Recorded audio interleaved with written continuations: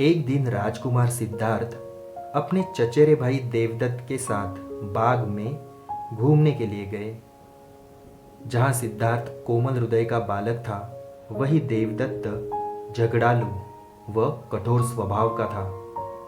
सिद्धार्थ की सभी प्रशंसा करते थे, लेकिन देवदत्त उसकी प्रशंसा कोई नहीं करता था। इसलिए देवदत्त मन ही मन सिद्धार्थ से जलता था। जहाँ वे दोनों घूम रहे थे, उनसे थोड़ी दूरी पर एक हंस उड़ रहा था। उस हंस को देखकर सिद्धार्थ बहुत प्रसन्न हो रहा था। तभी देवदत्त ने कमान पर तीर चढ़ाया और हंस की ओर छोड़ दिया। तीर सीधा जाकर हंस को लगा। वह घायल हो गया और छटपटाकर नीचे गिर पड़ा। सिद्धार्थ ने दौड़कर उस घायल हंस को उठाया। उसने हंस के घायल शरीर से बह रहे लहू को साफ किया और उसे पानी पिलाया। तभी देवदत्त वहां आ पहुंचा। उसने क्रोध से सिद्धार्थ की ओर देखा और बोला, इस हंस को चुपचाप मुझे दे दो सिद्धार्थ। इसे मैंने तीर मारकर नीचे गिराया है। नहीं, सिद्धार्थ ने हंस की पीठ सहलाते हुए उत्तर दिया, मैं इस हंस को तुम्हें नहीं दे सकता। तुम निर्दयी हो। तुमने इस निर्दोष हंस पर तीर चलाया है। यदि मैं इसे न बचाता तो इस बेचारे की जान चली जाती। देखो सिद्धार्थ, देवदत्त उसे घूर कर बोला, यह हंस मेरा है। इसे मैंने तीर मारकर नीचे गिराया है। इसे चुपचाप मुझे दे दो। यदि नहीं दोगे तो मैं राज दरबार में जाकर तुम्हारी शिकायत करूंगा। सिद्धार्थ ने उसे हंस देने से साफ साफ मना कर दिया। देवदत्त राजा शुद्धोधन के दरबार में जा पहुंचा और सिद्धार्थ की शिकायत की। शुद्धोधन ने उसकी शिकायत को ध्यानपूर्वक सुना। फिर सिद्धार्थ को बुलावा भेजा। कुछ ही देर में सिद्धार्थ हंस को लेकर राज दरबार में उपस्थित हो गया।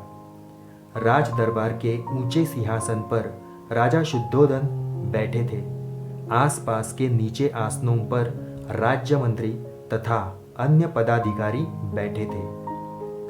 कई सैनिक हथियार लिए द्वार के निकट खड़े थे। शुद्धोधन के संकेत करने पर देवदत्त सिर झुकाकर बोला, महाराज, जो हंस इस समय सिद्धार्थ के पास है वह मेरा है। इसे मैंने तीर मारकर पृथ्वी पर गिराया था। सिद्धार्थ ने इसे उठाकर इस पर अपना अधिकार कर लिया है। यह हंस मेरा है। कृपया इसे मुझे दिलाया जाए। राजा शुद्धोधन ने सिद्धार्थ की ओर देखा और बोलने की ओर संकेत दिया। सिद्धार्थ ने सिर झुकाकर शांत स्वर में कहा, महाराज, यह हंस निर्दोष है। यह बिना किसी को कोई कष्ट दिए उड़ा जा रहा था। देवदत्त ने इसे तीर मारकर घायल कर दिया। मैंने इसका उपचार किया है, इसके प्राण बचाए हैं।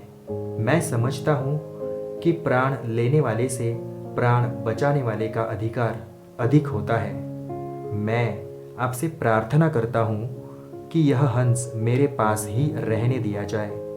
मैं इसे बिल्कुल स्वस्थ करके आकाश में उड़ा देना चाहता हूँ। शुद्धोधन ने अपने सभासदों से विचार विमर्श किया।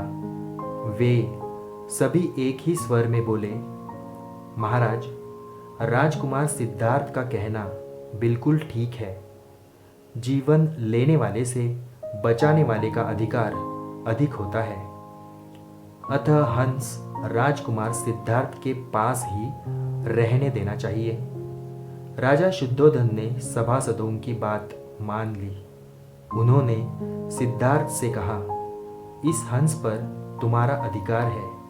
तुम इसे ले जा सकते हो। धन्यवाद।